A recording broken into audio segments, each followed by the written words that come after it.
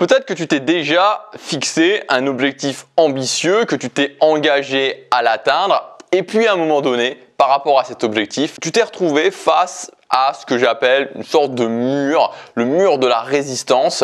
Et ce mur, cet obstacle qui était entre toi et ton objectif te semblait réellement, mais réellement infranchissable.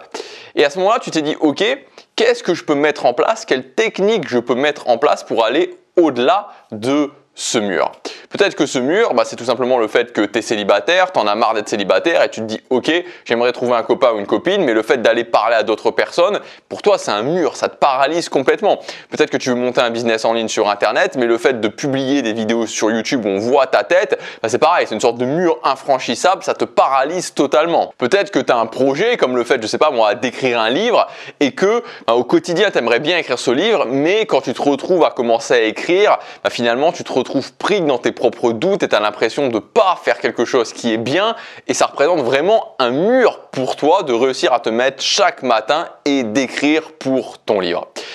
Et ce que je voudrais te dire aujourd'hui, ce que je voudrais t'encourager à faire aujourd'hui, c'est que plutôt que d'aller chercher des solutions à l'extérieur, et effectivement il y a des méthodologies et ça peut fonctionner, mais aussi ne pas oublier un travail qui est très important, c'est le travail à l'intérieur. Et de se rendre compte que dans beaucoup de nos objectifs, dans beaucoup de choses qu'on veut atteindre, il y a aussi un gros travail sur le fait de vaincre la résistance, sur le fait de se renforcer mentalement pour pouvoir aller au-delà de cette résistance, pour pouvoir aller justement au-delà de ces murs mentaux. Et ce qui est très important à comprendre avec le mental, c'est que c'est pas quelque chose qui se fait du jour au lendemain.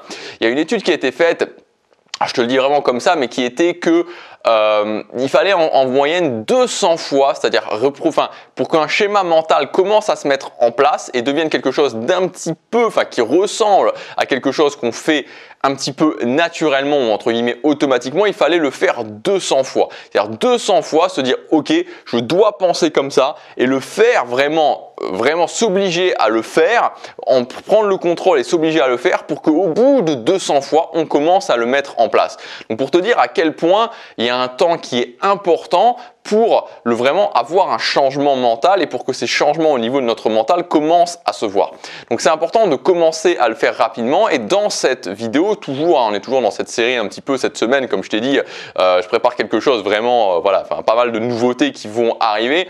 Donc cette semaine, on fait une petite semaine où on parle de pas mal de sujets et donc là aujourd'hui dans cette vidéo, je vais te parler de mental et donc je voudrais te donner plusieurs techniques, plusieurs façons de procéder, justement principes aussi, qui vont te permettre de te renforcer, mentalement. Premier principe et qui me semble très important, c'est l'idée de ne jamais se juger.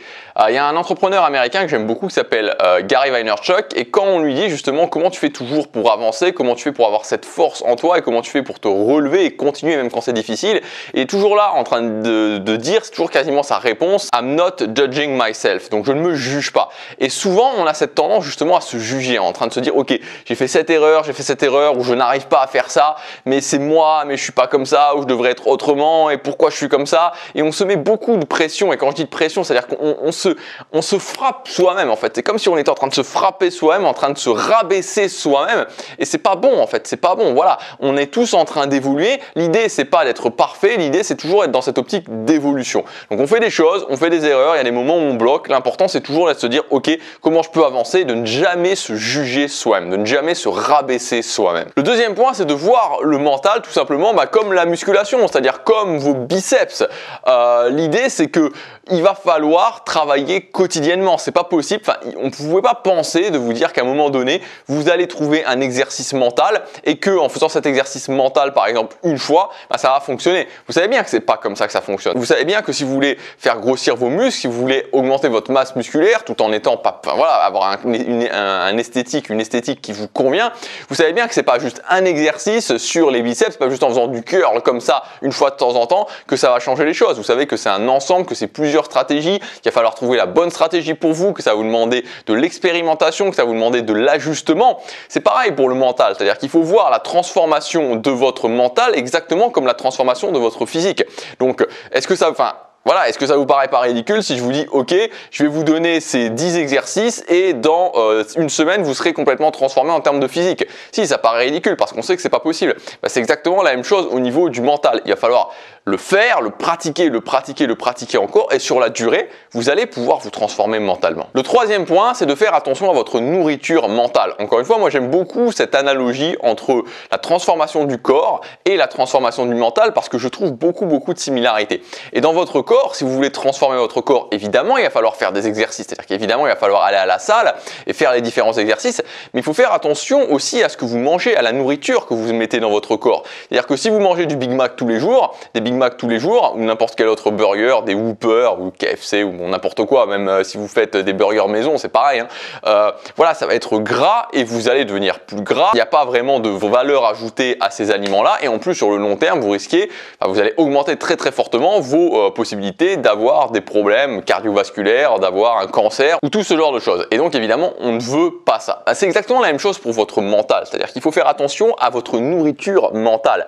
Et vous ne pouvez pas être en train de vous mettre vraiment de la merde dans la tête continuellement et après se poser des questions sur pourquoi votre mental ne fonctionne pas. C'est-à-dire que c'est ça. Et vraiment, et surtout en plus j'insiste là-dessus particulièrement sur cette année, c'est-à-dire que je suis certain, et j'en suis certain, qu'il y a beaucoup de gens qui regardent cette vidéo, peut-être une majorité, pourquoi pas quasiment la quasi-totalité des gens qui regardent cette vidéo, qui ont passé au moins cette année, minimum cette année, au moins 1 heure, et quand je dis 1 heure, je suis gentil, à regarder les informations, les news sur le Covid et ce genre de choses. Comment vous voulez qu'avec un matraquage négatif comme ça, vous ne soyez pas complètement explosé mentalement? Et c'est pas possible, je veux dire, c'est pas possible. C'est exactement la même chose que de se mettre un entonnoir dans la bouche et de se verser du Big Mac, des frites, du Coca et de se dire à la fin de l'année, mais pourquoi j'ai pris 10 kilos? Mais c'est pareil. Donc vraiment, et j'insiste là-dessus parce que je sais que c'est quelque chose c'est un point essentiel et ça va être de plus en plus. Il faut faire très attention à ce que vous mettez dans la tête parce que si vous pouvez faire tous les exercices mentaux que vous voulez, vous pouvez faire tout ce que vous voulez vraiment à ce niveau-là, si vous passez ensuite votre temps sur les chaînes d'infos en continu à voir toutes les mauvaises nouvelles qui se passent, voilà, ça ne fonctionnera pas. Exactement de la même façon que si vous allez à la salle de musculation et que vous faites des exercices mais qu'ensuite vous mangez n'importe quoi, ça ne fonctionnera pas. Donc faites très attention à votre nourriture mentale. Et enfin, le dernier point, la notion du rayon d'action. Et pour illustrer ça, je voudrais citer cette phrase de Ryan Holiday. Nous ne contrôlons ni les barrières, ni les personnes qui les placent sur notre chemin, mais nous nous contrôlons nous-mêmes et c'est amplement suffisant. Donc, n'oubliez jamais qu'il y a la majorité des choses sur lesquelles on n'a aucun impact, aucun contrôle. Essayer de changer ça ne sert à rien.